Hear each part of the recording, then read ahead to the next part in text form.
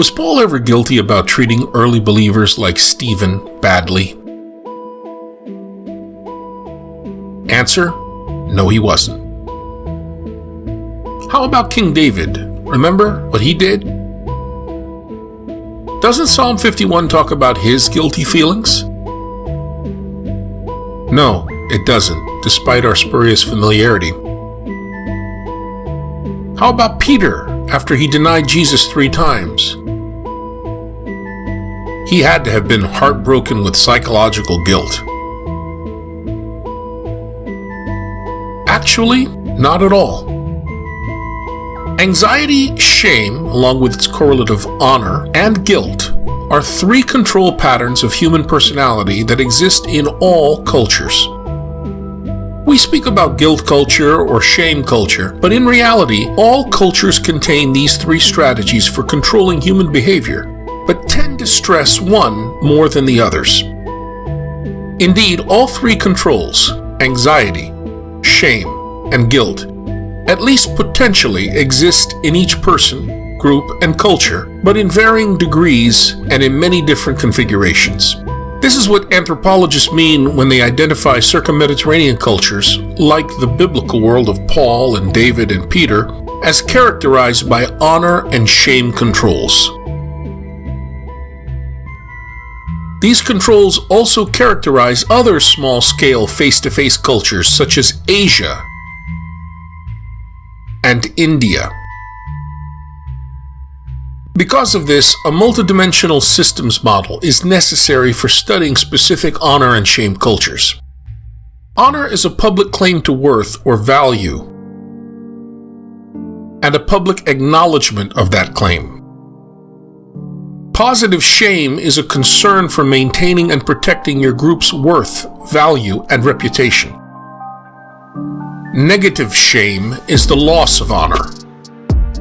Refusing to be concerned about your honor is to be shameless. Honor and shame are, therefore, external controls on human behavior that depend upon the opinions of others.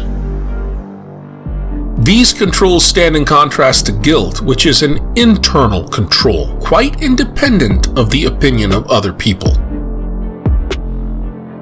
In cultures where honor and shame are the dominant controls, like the world of the Bible, secrecy, deception, and lying are strategies for defending your reputation by seeking to influence the opinions of others. You see this all over the Bible. It's all over the Gospels. Challenge and riposte are strategies for attempting to increase honor, with the risk of losing some as well. Merely glance over mainstream United States society, and you'll see that feelings of honor and shame are anemic as far as controlling American social behavior goes.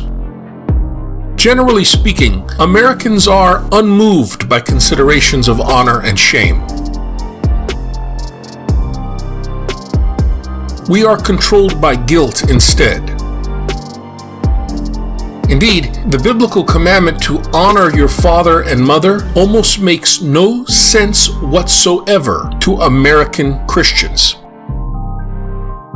Look at disgraced elected and corporate American officials.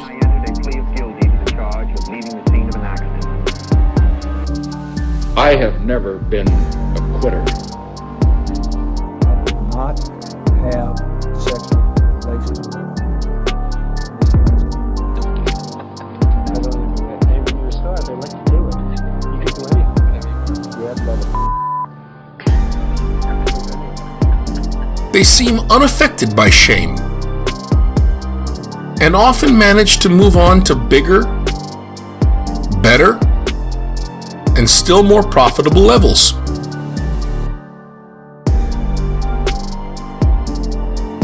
Shamed American athletes are still proposed for membership in their respective American Hall of Fame, Hall of Honor.